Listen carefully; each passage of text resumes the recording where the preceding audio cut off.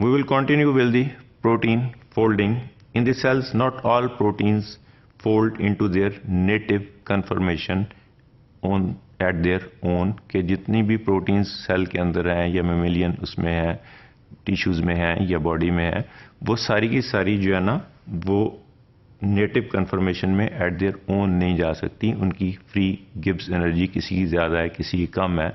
तो उसके लिए कहीं ना कहीं आपको ऑक्सिलरी प्रोटीन्स या एक्स्ट्रा प्रोटीन्स चाहिए या हीट शॉक प्रोटीन्स चाहिए, जिसको हम डिफाइन करेंगे, ताकि उसकी एनर्जी ऑफ एक्टिवेशन या ट्रांजिशन एनर्जी जो है उसको ओवरकम कर लें.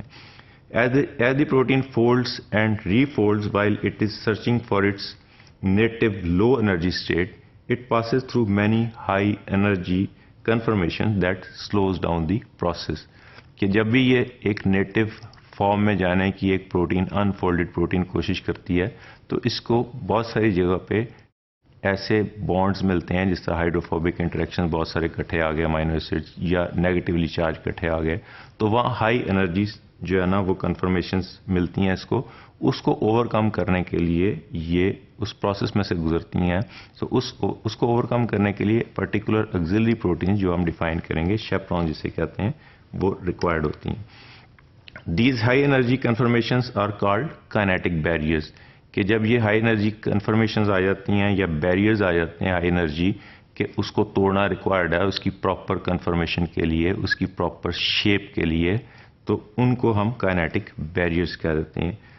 सो cells employ auxiliary proteins to overcome these kinetic barriers. इन काइनेटिक बैरियर्स को ओवरकम करने के लिए ऑक्सिलरी बाहर से और प्रोटीन्स चाहिए होती हैं, जिनको हम डिफाइन करेंगे शेप्रॉन्स के नाम से. The auxiliary proteins are called chaperones. Chaperones use energy provided by the ATP hydrolysis to assist the folding process.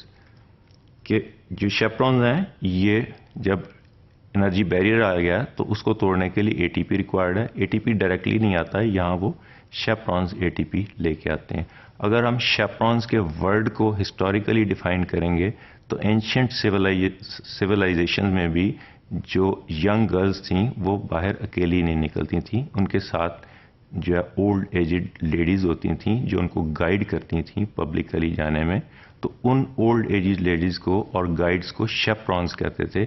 इसी तरह इस्लाम में भी ये कॉन्सेप्ट है कि औरत को अकेला नहीं निकलना चाहिए, महरम के साथ निकलना चाहिए. तो ये सिविलाइजेशन, ओल्ड सिविलाइजेशन से भी ये सारा कुछ इसी तरह चलता आ रहा है. तो शेप्रॉन्स को हमने यहाँ उसी शेप्रॉन वर्ड को उठा के यहाँ रख दिया कि ये गाइड करती हैं प्रोटीन्स को फोल्डिंग में, और देयरफॉर दे आर कॉल्ड शेप्रॉन्स.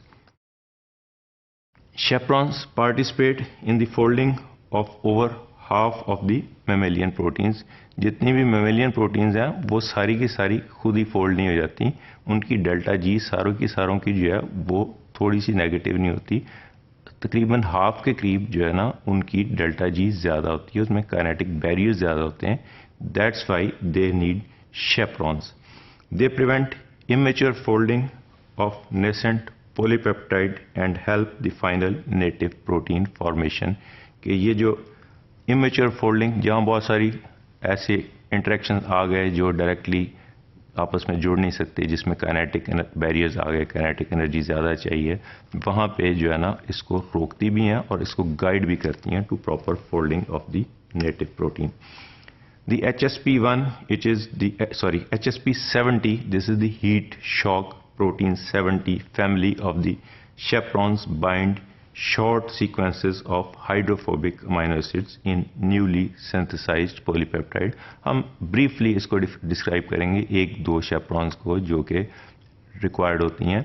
कि उसमें एक chaperone जो है वो chaperones को हम हीट शॉक प्रोटीन्स भी कहते हैं. ये chaperone 70 और HSP70 फैमिली है, जो कि जहाँ पे बहुत सारे हाइड्रोफोबिक अमीनो एसिड आ जाएंगे, उसकी वजह से हाइड्रोफोबिक इंटरेक्शन ज़्यादा हो जाएंगे, रिपल्शन ज़्यादा हो जाएगी, फोल्डिंग प्रॉपर नहीं हो सकेगी.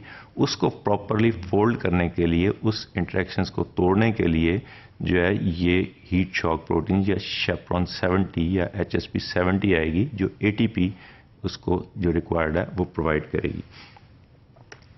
Chaperones also prevent aggregation, thus providing opportunity for the formation of appropriate secondary structural elements, कि ये आपस में एग्रीगेशन जो हैphazard एप्लीकेशन है उसको भी रोकेगी और एक प्रॉपर सेकेंडरी स्ट्रक्चर फॉर्मेशन में भी इसको गाइड करेगी। This is the diagrammatic presentation of the ribosome. ये मैसेंजर आरएनए है, ये राइबोसोम्स हैं, ये वाले एक और ये दो। इसके अंदर से ये ट्रांसलेशन होकर ये निकलती आ रही है प्रोटीन, ये पॉलीपेप्टाइड सिंगल बनता जा रहा है। अब अगर यहाँ बहुत सारे हाइड्रोफोबिक बॉन्ड्स हैं, करीब हाइड्रोफोबिक जो है ना वो पड़े हुए हैं यहाँ अमाइनो एसिड्स, तो ये हाइड्रोफोबिक इंटरेक्शंस उसको इस तरह ऐसे ऐसे प्रॉपर फोल्ड नहीं होने देंगे। तो उस फोल्डिंग के लिए हमें ये हाइड्रोफोबिक इंटरेक्शंस तोड़ने पड़ेंगे। उसके लिए स्पेसिफिक एनर्जी चाहिए। वो डेल्टा जी फोल्डिंग जो बहुत बढ़ जाएगी, उस डेल्टा जी जो बड़ी हुई फोल्ड जो है ना वो उसको कहाँ से पूरा करेंगे, that will be provided by the heat shock protein 70 and it is a chaperone. ये इसी तरह जो ये चेन बड़ी होती जाती है, ये शेप्रॉन्स इसके साथ लगते जाते हैं like histones in the DNA structure, कि ये इसको गाइड करते हैं to form a particular conformation of a native protein. They also unfold protein prior to their insertion through the membrane of mitochondria and other organelles। इसी तरह जब इन proteins ने जो है ना वो निकल आई राइबोसोम से बन गई, रफ एंडोप्लाज्मिक रेटिकुलम में आ गई, तो इसने माइटोकॉन्ड्रिया में आना है, किसी ने किसी और ऑर्गेनेल में जाना है, तो वो इसी तरह फोल्डेड फॉर्म में नहीं जा सकती, उसने भी अनफोल्ड होकर दोबारा उसके अंदर एंटर होकर फिर फोल्ड होना है। तो इस अनफोल्डिंग और रीफोल्डिंग के अंदर भी जो है ना ये chaperones are again guiding them, or chaperones are again involved in this process of unfolding and entry into the smaller organelles of the cells.